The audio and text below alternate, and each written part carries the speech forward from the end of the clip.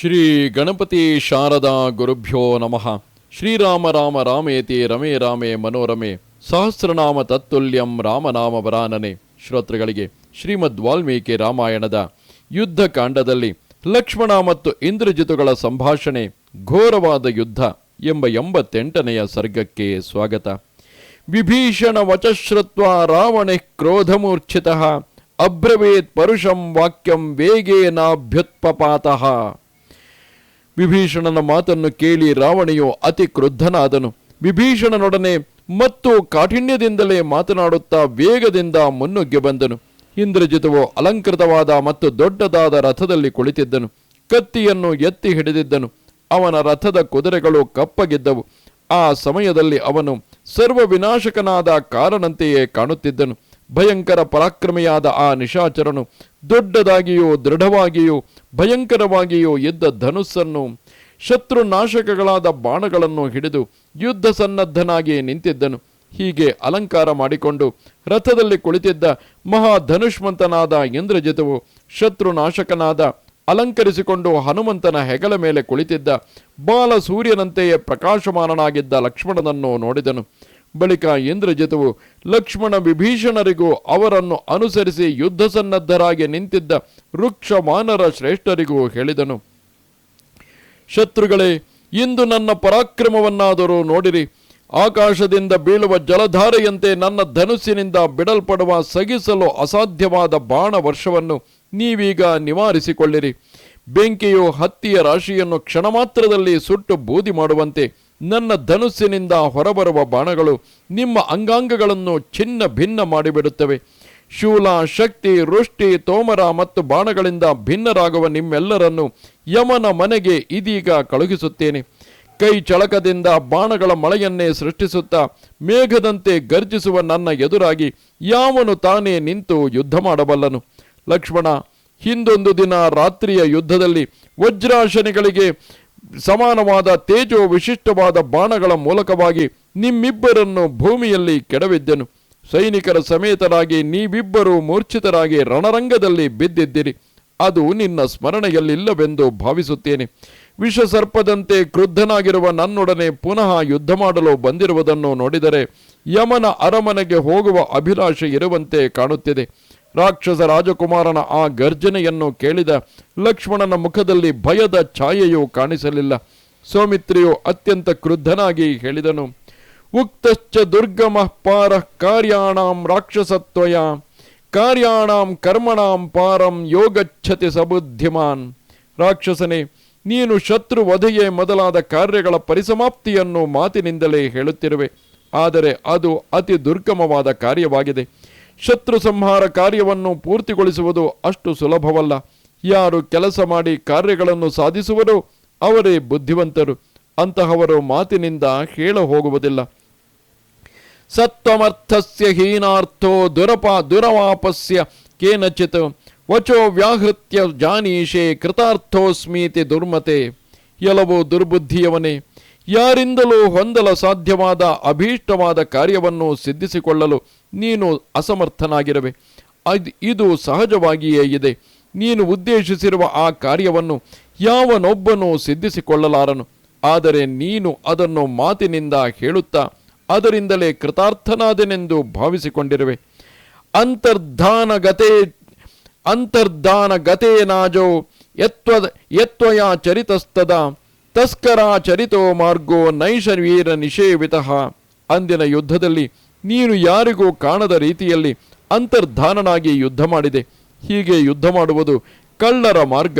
ಇದು ವೀರರು ಅನುಸರಿಸುವ ಮಾರ್ಗವಲ್ಲ. ರಾಕ್ಷಸನೇ, ಈಗ ನಾನು ನಿನ್ನ ಬಾಣದ ಜಾಡಿನಲ್ಲಿಯೇ ನಿಂತಿದ್ದೇನೆ. ಬಾಣಕ್ಕೆ ಲಕ್ಷ್ಯನಾಗಿ ನಿನ್ನೆದುರಾಗಿಯೇ ನಿಂತಿದ್ದೇನೆ. ನಿನ್ನ ಆ ಪರಾಕ್ರಮವನ್ನು ತೋರು. ಕೇವಲ ಮಾತಿನಿಂದೇಕೆ ಆತ್ಮಶ್ಲಾಘನೆಯನ್ನು ಮಾಡಿಕೊಳ್ಳುತ್ತಿರುವೆ? ಲಕ್ಷ್ಮಣನು ಹೀಗೆ ಹೇಳಲು ಮಹಾಬಲನಾದ ಸಂಗ್ರಾಮ ವಿಜಯಿಯಾದ ಇಂದ್ರಜಿತವು ಭಯಂಕರವಾದ ಧನುಸ್ಸನ್ನು ದೃಢವಾಗಿ ಹಿಡಿದು ಹರಿತವಾದ ಬಾಣಗಳನ್ನು ಲಕ್ಷ್ಮಣನ ಮೇಲೆ ಸುರಿಸಲು ಪ್ರಾರಂಭಿಸಿದನು. ಇಂದ್ರಜಿತುವಿನಿಂದ ಬಿಡಲ್ಪಡುತ್ತಿದ್ದ ಮಹಾವೇಗಯುಕ್ತವಾಗಿಯೂ ಸರ್ಪಗಳ ವಿಷದಂತೆ ತೀಕ್ಷ್ಣವಾಗಿಯೂ ಇದ್ದ ಬಾಣಗಳು ನಿಟ್ಟುಸಿರು ಬಿಡುತ್ತಿರುವ ಸರ್ಪಗಳೋಪಾದಿಯಲ್ಲಿ ಲಕ್ಷ್ಮಣನ ಮೇಲೆ ಬೀಳತೊಡಗಿದವು. ವೇಗವಂತನಾದ ರಾವಣ ಕುಮಾರನು ಆ ಯುದ್ಧದಲ್ಲಿ ವೇಗಯುಕ್ತವಾದ ಬಾಣಗಳಿಂದ ಶುಭಲಕ್ಷಣ ಸಂಪನ್ನನಾದ ಲಕ್ಷ್ಮಣನನ್ನು ಗಾಯಗೊಳಿಸಿದನು. ಲಕ್ಷ್ಮಣನು ಇಂದ್ರಜಿತುವಿನಿಂದ ಪ್ರಹರಿಸಲ್ಪಟ್ಟ ಬಾಣಗಳಿಂದ ಕ್ಷತವಿಕ್ಷತನಾಗಿ ರಕ್ತದಿಂದ ತೊಯ್ದು ಹೊಗೆಯಿಲ್ಲದ ಬೆಂಕಿಯಂತೆಯೇ ಪ್ರಕಾಶಿಸುತ್ತಿದ್ದನು. ಇಂದ್ರಜಿತವು ತನ್ನ ಸಾಹಸ ಕರ್ಮವನ್ನು ಚೆನ್ನಾಗಿ ವೀಕ್ಷಿಸುತ್ತಾ ಇನ್ನೂ ಮುಂದೆ ಹೋಗಿ ಗಟ್ಟಿಯಾಗಿ ಗರ್ಜನೆ ಮಾಡಿ ಹೇಳಿದನು, ಸೌಮಿತ್ರಿಯೇ, ನನ್ನ ಧನುಸ್ಸಿನಿಂದ ಹೊರಬರುವ ಹರಿತವಾದ ಅಲಗುಗಳನ್ನು ಹೊಂದಿರುವ ರೆಕ್ಕೆಗಳಿಂದ ಭೂಷಿತವಾಗಿರುವ ಶತ್ರುವಿನ ಜೀವಿತವನ್ನು ಕೊನೆಗಾಣಿಸುವ ಬಾಣಗಳೀಗ ನಿನ್ನ ಜೀವಿತವನ್ನು ಅಪಹರಿಸಲಿವೆ. ಗುಳ್ಳೆ ನರಿಗಳ ಸಮೂಹಗಳು, ಗಿಡಗ ಪಕ್ಷಿಗಳು, ರಣಹದ್ದುಗಳು ರಕ್ತ ಮಾಂಸಗಳ ಭಕ್ಷಣೆಗಾಗಿ ಈಗಲೇ ನನ್ನಿಂದ ಹತನಾಗಿ ಪ್ರಾಣ ತೊರೆದು ಕೆಳಗುರುಳುವ ನಿನ್ನ ಮೇಲೆ ಬೀಳಲಿ. ಪರಮ ದುರ್ಬುದ್ಧಿಯವನಾದ ಶ್ರೀರಾಮನು, ಅನಾರ್ಯನು, ಕ್ಷತ್ರಿಯಾದವನು, ಭಕ್ತನು, ತಮ್ಮನು ಆದ ನೀನು ನನ್ನಿಂದ ಹತನಾಗುವುದನ್ನು ಈಗಲೇ ನೋಡುವನು. ಈ ಕ್ಷಣದಲ್ಲಿಯೇ ನನ್ನ ಬಾಣ ಪ್ರಹಾರಗಳ ಫಲವಾಗಿ ನಿನ್ನ ಕವಚವು ಕಳಚಿ ನೆಲದ ಮೇಲೆ ಬೀಳುತ್ತದೆ. ನಿನ್ನ ಧನುಸ್ಸು ಕೈಯಿಂದ ಜಾರಿ ಬೀಳುತ್ತದೆ. ನಿನ್ನ ತಲೆಯು ಹಾರಿ ಹೋಗುತ್ತದೆ. ಹೀಗೆ ನನ್ನಿಂದ ಹತನಾಗುವ ನಿನ್ನನ್ನು ನಿಮ್ಮ ಅಣ್ಣನಾದ ರಾಮನು ನೋಡುತ್ತಾನೆ. ಹೀಗೆ ಕಠೋರವಾದ ಮಾತುಗಳನ್ನಾಡುತ್ತಿದ್ದ ಇಂದ್ರಜಿತುವಿಗೆ ಕ್ರುದ್ಧನಾಗಿದ್ದ ಲಕ್ಷ್ಮಣನು ಯುಕ್ತಿಯುಕ್ತವಾಗಿಯೇ ಹೇಳಿದನು, ವಾಗ್ಬಲಂ ತ್ಯಜ ದುರ್ಬುದ್ಧೇ ಕ್ರೂರ ಕರ್ಮಾಸಿ ರಾಕ್ಷಸ ಅಥ ಕಸ್ಮಾದ್ ವದಸ್ಯೇ ತತ್ ಸಂಪಾದಯ ಸುಕರ್ಮಣ. ಕ್ರೂರ ಕರ್ಮಿಯೇ, ದುರ್ಬುದ್ಧಿಯೇ, ರಾಕ್ಷಸನೇ, ನೀನು ಕ್ರೂರ ಕರ್ಮನಾಗಿರುವೆ. ನಿನಗಿರುವ ಮಾತಿನ ಬಲವನ್ನು ಪರಿತ್ಯಜಿಸು. ವ್ಯರ್ಥವಾಗಿ ಏಕೆ ಮಾತನಾಡುವೆ? ಯುದ್ಧ ಮಾಡಿ ನಿನ್ನ ಪರಾಕ್ರಮವನ್ನು ತೋರಿಸು. ಅಕೃತ್ವಾ ಕಥಸೆ ಕರ್ಮ ಕಿಮರ್ಥಮಿಹ ರಾಕ್ಷಸ ಕುರು ತತ್ಕರ್ಮ ಏನಾಹಂ ಶ್ರದ್ಧಾಂ ತವ ಕಥನಂ. ಕಾರ್ಯವನ್ನೇ ಮಾಡದೆ ಗಳಹುತ್ತಿರುವೆ ಏಕೆ? ನೀನು ಏನು ಹೇಳುತ್ತಿರುವೆಯೋ ಅದನ್ನು ಕಾರ್ಯದಲ್ಲಿ ಮಾಡಿ ತೋರಿಸು. ಆಗ ನಾನು ನಿನ್ನ ಆತ್ಮಶ್ಲಾಘನೆಯಲ್ಲಿ ವಿಶ್ವಾಸವನ್ನಿಡುತ್ತೇನೆ. ಅನುಕ್ತ್ವಾ ಪರುಷಂ ವಾಕ್ಯಂ ಕಿಂಚಿದಪ್ಯನವಕ್ಷಿಪಂ ಅವಿಕ್ತನ್ ವಧಿಷ್ಯಾಮಿ ತ್ವಾಂ ಪಶ್ಯ ಪುರುಷಾಧಮ. ಪುರುಷಾಧಮನೇ, ನಾನಾದರೂ ಯಾವ ವಿಧವಾದ ಕಠಿಣೋಕ್ತಿಗಳನ್ನು ಆಡದೆ ಆತ್ಮಶ್ಲಾಘನೆಯನ್ನು ಮಾಡಿಕೊಳ್ಳದೆ ನಿನ್ನನ್ನು ಸಂಹರಿಸುತ್ತೇನೆ.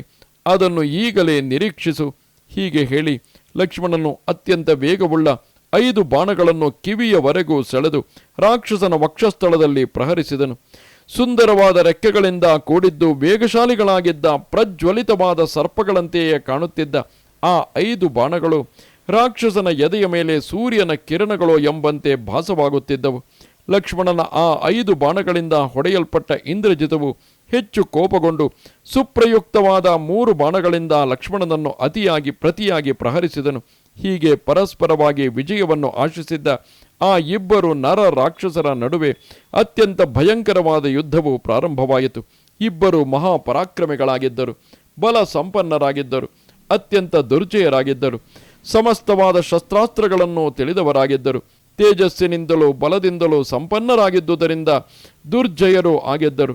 ಶತ್ರುಗಳಿಂದ ಎದುರಿಸಲು ಅಸಾಧ್ಯರಾಗಿದ್ದ ನರ ರಾಕ್ಷಸ ವೀರರು ಆಕಾಶದಲ್ಲಿರುವ ಗ್ರಹಗಳು ಪರಸ್ಪರವಾಗಿ ಸೇರುವಂತೆಯೋ ಇಂದ್ರ ವೃತ್ರಾಸುರರು ಪರಸ್ಪರವಾಗಿ ಯುದ್ಧ ಮಾಡಿದಂತೆಯೋ ಅತಿ ಘೋರವಾಗಿ ಯುದ್ಧ ಮಾಡುತ್ತಿದ್ದರು. ಮಹಾತ್ಮರಾದ ನರ ರಾಕ್ಷಸ ಶ್ರೇಷ್ಠರಾದ ಇಂದ್ರಜಿತು ಮತ್ತು ಲಕ್ಷ್ಮಣರು ಬಹುಸಂಖ್ಯಾತವಾದ ಬಾಣಗಳನ್ನು ಒಬ್ಬರ ಮೇಲೊಬ್ಬರು ಸುರಿಸುತ್ತಾ 2 ಸಿಂಹಗಳು ಕಾದಾಡುವಂತೆ ಪರಮ ಹೃಷ್ಟರಾಗಿ ಯುದ್ಧ ಮಾಡುತ್ತಿದ್ದರು. ಮೋಡಗಳು ಮಳೆಗರೆಯುವಂತೆ ಒಬ್ಬರು ಮತ್ತೊಬ್ಬರ ಮೇಲೆ ಬಾಣಗಳ ಮಳೆಗರೆಯುತ್ತಿದ್ದರು. ಯುದ್ಧದಲ್ಲಿ ಹೆಚ್ಚು ಉತ್ಸಾಹವನ್ನು ತೋರುತ್ತಿದ್ದ ಯುದ್ಧ ಕೋವಿದರಾದ ಬಾಣಗಳನ್ನು ಕತ್ತಿಗಳನ್ನು ಹಿಡಿದು ಅತಿ ಪ್ರಚಂಡರಾಗಿ ಕಾಣುತ್ತಿದ್ದ ನಿಶ್ಚಿತವಾದ ಶಸ್ತ್ರಗಳನ್ನು ಹಿಡಿದಿದ್ದ ಮಹಾಬಲರಾದ ನರ ರಾಕ್ಷಸ ಶ್ರೇಷ್ಠರು ಆ ಮಹಾ ಸಮರಾಂಗಣದಲ್ಲಿ ಶಂಬರಾಸುರ ವಾಸವರಂತೆ ಅತಿ ಶೀಘ್ರವಾಗಿ ಒಬ್ಬರು ಮತ್ತೊಬ್ಬರನ್ನು ಪ್ರಹರಿಸುತ್ತಿದ್ದರು. ಅನಂತರ ಶತ್ರುನಾಶಕನಾದ ಸೌಮಿತ್ರಿಯು ಅತಿ ಕ್ರುದ್ಧನಾಗಿ ಸರ್ಪದಂತೆ ನಿಟ್ಟುಸಿರು ಬಿಡುತ್ತಾ ಒಂದು ಬಾಣವನ್ನು ಬತ್ತಳಿಕೆಯಿಂದ ತೆಗೆದು ಧನುಸ್ಸಿನಲ್ಲಿ ಅನುಸಂಧಾನ ಮಾಡಿ ರಾಕ್ಷಸನನ್ನು ಪ್ರಹರಿಸಿದನು. ರಾವಣನ ಮಗನಾದ ಇಂದ್ರಜಿತವು ಲಕ್ಷ್ಮಣನು ಮಾಡಿದ ಧನುಸ್ಸಿನ ಠೇಂಕಾರವನ್ನು ಕೇಳುತ್ತಲೇ ಕಂಗೆಟ್ಟ ಮುಖದಿಂದ ಲಕ್ಷ್ಮಣನನ್ನು ನೋಡಿದನು. ಇಂದ್ರಜಿತುವಿನ ಮುಖವು ಬಾಡಿರುವುದನ್ನು ನೋಡಿ ಯುದ್ಧದಲ್ಲಿ ತೊಡಗಿದ್ದ ಲಕ್ಷ್ಮಣನಿಗೆ ವಿಭೀಷಣನು ಹೇಳಿದನು, ಲಕ್ಷ್ಮಣ, ಮುಖವಿಕಾರವೇ ಮೊದಲಾದ ದುರ್ನಿಮಿತ್ತಗಳನ್ನು ನಾವೀಗ ಇಂದ್ರಜಿತುವಿನಲ್ಲಿ ಕಾಣುತ್ತಿದ್ದೇವೆ. ಆದುದರಿಂದ ತ್ವರೆ ಮಾಡು. ಈ ಸಮಯದಲ್ಲಿ ಇವನು ಭಗ್ನನಾಗುವುದರಲ್ಲಿ ಸಂದೇಹವೇ ಇಲ್ಲ. ವಿಭೀಷಣನ ಆ ಮಾತನ್ನು ಕೇಳಿ ಸೌಮಿತ್ರಿಯು ವಿಷ ಸರ್ಪಗಳಿಗೆ ಸಮಾನವಾಗಿದ್ದ ಬಾಣಗಳನ್ನು ಧನುಸ್ಸಿನಲ್ಲಿ ಹೂಡಿ ಇಂದ್ರಜಿತುವಿನ ಮೇಲೆ ಗುರಿಯಿಟ್ಟು ಪ್ರಯೋಗಿಸಿದನು. ಇಂದ್ರನ ವಜ್ರಾಯುಧಕ್ಕೆ ಸಮಾನವಾಗಿದ್ದ ಲಕ್ಷ್ಮಣನ ಬಾಣಗಳಿಂದ ಹೊಡೆಯಲ್ಪಟ್ಟ ಇಂದ್ರಜಿತುವು ಮುಹೂರ್ತ ಕಾಲದವರೆಗೆ ಮೂರ್ಛಿತನಾಗಿ ಬಿದ್ದಿದ್ದನು. ಅವನ ಎಲ್ಲ ಇಂದ್ರಿಯಗಳು ತರತರನೆ ನಡುಗುತ್ತಿದ್ದವು. ಮುಹೂರ್ತ ಕಾಲವು ಕಳೆದ ನಂತರ ಇಂದ್ರಜಿತುವು ಎಚ್ಚರಗೊಂಡನು. ಲಕ್ಷ್ಮಣನು ತನ್ನ ಮುಂದೆ ಯುದ್ಧ ಸನ್ನದ್ಧನಾಗಿ ನಿಂತಿರುವುದನ್ನು ನೋಡುತ್ತಲೇ ರೋಷದಿಂದ ಕೆಂಗಣ್ಣನಾಗಿ ಪುನಃ ಯುದ್ಧ ಮಾಡಲು ಸೌಮಿತ್ರಿಯ ಮುಂದೆ ನಿಂತು ಪುನಃ ಹಿಂದಿನಂತೆಯೇ ಕಠೋರವಾದ ಮಾತುಗಳನ್ನಾಡಲು ಉಪಕ್ರಮಿಸಿದನು. ಕಿಂ ನ ಸ್ಮರಸಿ ತದ್ಯುದ್ಧೇ ಪ್ರಥಮೇ ಮತ್ಪರಾಕ್ರಮಂ ನಿಬದ್ಧಸ್ತ್ವಂ ಸಹ ಭ್ರಾತ್ರ ಯದಾ ಭವಿ ವಿಚೇಷ್ಟಸೆ. ಈ ಹಿಂದೆ ನಡೆದ ಮೊದಲನೆಯ ಯುದ್ಧದಲ್ಲಿ ನಾನು ತೋರಿದ ಪರಾಕ್ರಮವನ್ನು ಮರೆತು ಬಿಟ್ಟೆಯಾ? ನಾನು ನಿನ್ನನ್ನು ಮತ್ತು ನಿನ್ನ ಅಣ್ಣನನ್ನು ನಾಗಪಾಶದಿಂದ ಬಂಧಿಸಿ ಬಿಟ್ಟಿದ್ದೆನು. ಆಗ ನೀನು ಭೂಮಿಯಲ್ಲಿ ಬಿದ್ದು ಹೊರಲಾಡುತ್ತಿದ್ದೆ.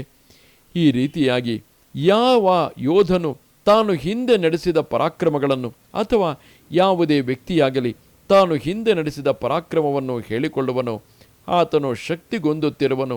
ಮುಂದೆ ಆತನಿಂದ ಅಂತಹ ಪರಾಕ್ರಮ ಸಾಧ್ಯವಿಲ್ಲ ಎಂಬುದನ್ನು ಇದು ತೋರಿಸುತ್ತಿದೆ. ಆ ಮಹಾಯುದ್ಧದಲ್ಲಿ ನಾನು ವಜ್ರಾಶನಿಗಳಿಗೆ ಸದೃಶವಾದ ಬಾಣಗಳಿಂದ ಪ್ರಹರಿಸಿ ಮೊದಲು ನಿಮ್ಮಿಬ್ಬರನ್ನು ಮಲಗಿಸಿದೆನು. ಅನಂತರ ವಾನರ ಸೇನಾ ನಾಯಕರೆಲ್ಲರನ್ನು ಮೂರ್ಛಿತರನ್ನಾಗಿ ಮಾಡಿದೆನು. ಸ್ಮೃತಿರ್ವಾ ನಾಸ್ತಿತೆ ಮನ್ಯೆ ವ್ಯಕ್ತಂ ವಾ ಯಮಸಾಧನಂ ಗಂತುಮಿಚ್ಛಸಿ ಯಸ್ಮಾತ್ ತ್ವಂ ಮಾಂ ದರ್ಶಯಿತುಮಿಚ್ಛಸಿ. ನಿನಗೆ ಸ್ಮರಣ ಶಕ್ತಿಯಿಲ್ಲದೆ ಅಂದು ಆಗಿದ್ದನ್ನು ನೀನು ಮರೆತಿರಬಹುದು, ಅಥವಾ ಯಮನ ಅರಮನೆಗೆ ಹೋಗಲು ನೀನು ನಿಶ್ಚಯಿಸಿ ಬಿಟ್ಟಿರಬಹುದು. ಆದುದರಿಂದಲೇ ನೀನು ನನ್ನನ್ನು ಪರಾಜಯಗೊಳಿಸಲು ಅಪೇಕ್ಷಿಸಿ ಪುನಃ ಬಂದಿರುವೆ. ಯದಿತೆ ಪ್ರಥಮೆ ಯುದ್ಧೇ ನ ದೃಷ್ಟೋ ಮತ್ಪರಾಕ್ರಮಃ ಅದ್ಯತೆ ದರ್ಶಯಿಷ್ಯಾಮಿ ನಿಷ್ಠೇದಾನೀಂ ವ್ಯವಸ್ಥಿತಃ. ಮೊದಲ ಯುದ್ಧದಲ್ಲಿ ನನ್ನ ಪರಾಕ್ರಮದ ಅರಿವು ನಿನಗೆ ಆಗಿರದಿದ್ದರೆ ಈಗ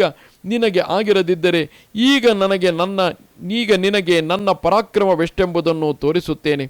ಸುಸ್ಥಿರನಾಗಿ ನಿಲ್ಲು. ಇಂದ್ರಜಿತುವು ಹೀಗೆ ಹೇಳಿ ಲಕ್ಷ್ಮಣನನ್ನು 7 ಬಾಣಗಳಿಂದಲೂ ಅವನನ್ನು ಹೊತ್ತಿದ್ದ ಮಾರುತಿಯನ್ನು ತೀಕ್ಷ್ಣವಾದ ಅಲಗೊಳ್ಳ ಶ್ರೇಷ್ಠವಾದ 10 ಬಾಣಗಳಿಂದಲೂ ಪ್ರಹರಿಸಿದನು. ಅನಂತರ ಇಮ್ಮಡಿಯಾದ ಕೋಪದಿಂದ ಸಮಾವಿಷ್ಟನಾಗಿದ್ದ ವೀರ್ಯವಂತನಾದ ರಾವಣಿಯು 100 ಬಾಣಗಳಿಂದ ವಿಭೀಷಣನನ್ನು ಪ್ರಹರಿಸಿದನು.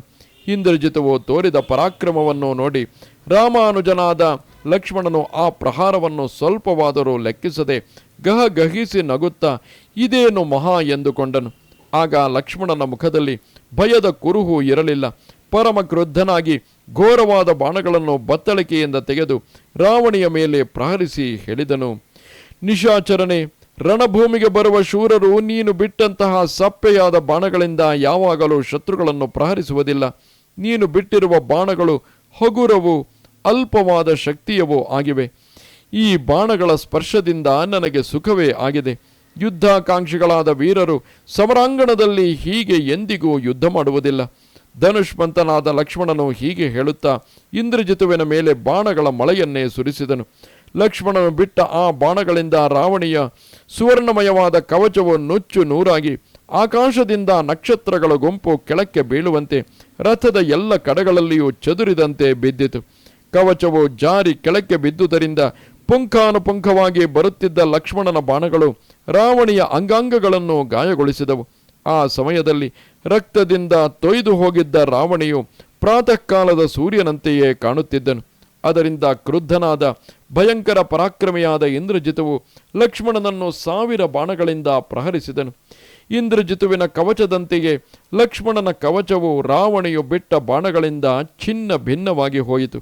ಹೀಗೆ ಶತ್ರು ಧ್ವಂಸಕರಾದ ಆ ನರ ರಾಕ್ಷಸರು ಒಬ್ಬರು ಮಾಡಿದುದಕ್ಕೆ ಮತ್ತೊಬ್ಬರು ಪ್ರತಿಯಾಗಿ ಮಾಡುತ್ತಾ ಘೋರವಾದ ಯುದ್ಧವನ್ನು ಮಾಡುತ್ತಿದ್ದರು. ಇಬ್ಬರು ಬಾರಿಗೂ ನಿಟ್ಟುಸಿರು ಬಿಡುತ್ತಿದ್ದರು. ಇಬ್ಬರ ಅಂಗಾಂಗಗಳು ಕ್ಷತವಿಕ್ಷತವಾಗಿ ಇಬ್ಬರು ರಕ್ತದಿಂದ ತೊಯ್ದು ಹೋಗಿದ್ದರು.